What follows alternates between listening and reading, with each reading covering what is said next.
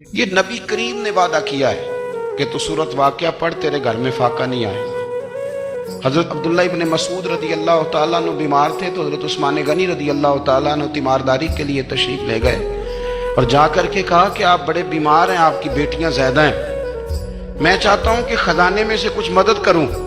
تو سیدنا عبداللہ ابن مسعود رضی اللہ تعالیٰ عنہ اٹھ کے بیٹھ گئے اور کہنے لگے امیر المومنین، اللہ آپ کو میری طرف سے، میری بیٹیوں کی طرف سے بہتر صلہ دے، میری بیٹیوں کو کسی خزانے کی ضرورت نہیں، میں نے انہیں خزانہ دے دیا ہے۔ کہا جناب آپ نے کون سا خزانہ دیا ہے، میں آپ کے مالی معاملات کو جانتا ہوں۔